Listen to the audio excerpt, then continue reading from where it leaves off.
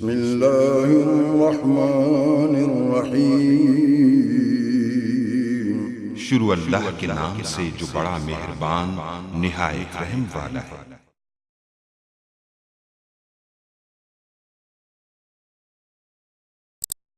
अस्सलाम वालेकुम गाइस। तो आज हम बात करेंगे लिटरेचर रिव्यू या लिटरेचर रिसर्च के बारे में। लिटरेचर रिव्यू या लिटरेचर रिसर्च एक ही चीज़ है। तो आज हम इसके बारे में जो है डिस्कस करेंगे। लिटरेचर रिव्यू क्यों क्या है, ये क्यों हम इसका यूज़ करते हैं, इसका मकसद क्या है, इसके बारे में डिस्कस करेंगे।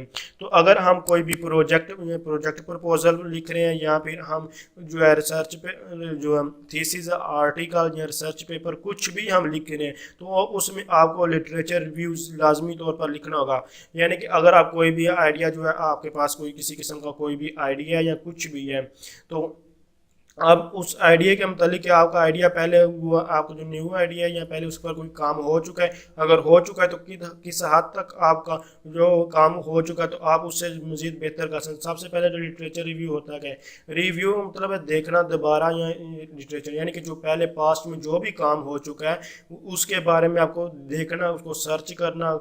आप मुख्तलिफ बुक्स देखते हैं या जैसे यहाँ आप कह सकते हैं कि डाटा कहाँ से कलेक्ट होता है, कैसे होता है, बुक्स से आप कर सकते हैं, इंटरनेट के थ्रू कर सकते हैं, जो है मीटिंग के थ्रू कर सकते हैं। तो ये लिटरेचर रिव्यू इन चीज़ों से इकट्ठा गए।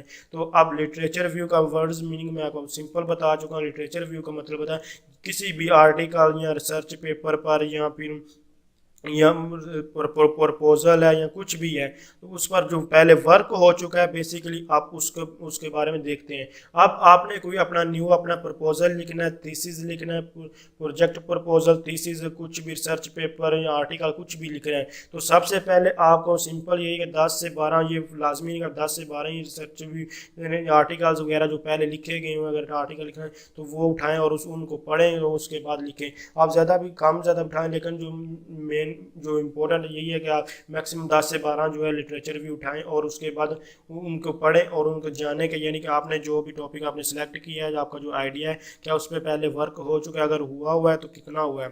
अगर काम बिल्कुल ही नहीं हुआ तो आप उसके ऊपर काम करें खुद। अगर काम थोड़ा बहुत हुआ है तो उसमें आप उसमें मिस्टेक ढूंढने की कोशिश करें, यानी कि इसमें ये प्रॉब्लम्स है, मैं इसको जो इम्प्रूव करूँगा। तो आप इम्प्रूव करने के लिए आपके पास जो बेसिक बहुत सा नॉलेज आ जाता है जब आप लिटरेचर रिव्यू करते हैं। मुख्तलिफ बुक्स में से या वगैरह जो आपका टॉपिक है उसके बाद सेलेक्ट किया होता है उसको पढ़ने की यानी कि कोशिश करते हैं तो ये सी चीज़ें आपके आ जाती हैं और आपके पास बहुत ज़्यादा नॉलेज आता है। इस लिटरेचर रिव्यू करने का मकसद ये होता है कि आपका टाइम जो है वो उसकी बचत होती है, आपकी कॉस्ट जो है वो कम हो, यानी कि पहले लोगों ने जो काम किया हुआ है। और हमेशा जो लिटरेचर रिव्यू आप करें तो अगर आप जिस भी टॉपिक पर कर रहे हैं तो आप जो है ये नहीं कि आप 2018 में कर रहे हैं या 2019 में तो आप 1995 का कोई भी आर्टिकल उठाकर उसको लिटरेचर रिव्यू उसका करने का ऐसा हरगिज़ ना करें। आप जो लेटेस्ट होते हैं, अगर आप 2018 में कर रहे हैं तो आप कोई भी आर्टिकल 2015 का उठा लें, 16 का, 17 का, 18 का जो लेटेस्ट है उनको उठाएं और उनके बारे में फिर उसको पढ़ें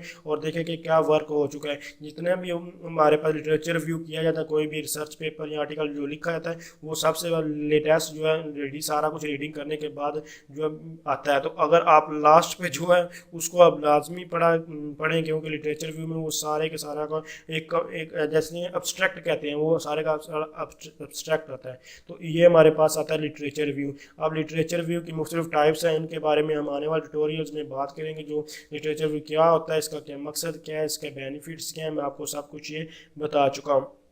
मज़ीद इसकी हमारे पास 6 टाइप्स हैं लिटरेचर रिव्यू की, जैसे कि सेल्फ स्टडी रिव्यूज़ है या फिर हमारे पास कंटेक्स्ट रिव्यूज़ हैं, इनके बारे में हिस्टोरिकल रिव्यूज़ है, थ्योरेटिकल रिव्यूज़ हैं। ये सारे के साथ यानी कि कैसे कैसे हम यानी कि रिसर्च करते हैं, लिटरेचर रिव्यू करते हैं, उनके बारे में हम आने वाले ट्यूटोरियल्स में देखेंगे। तो थैंक्स फॉर वॉचिंग, अल्लाह हाफिज़।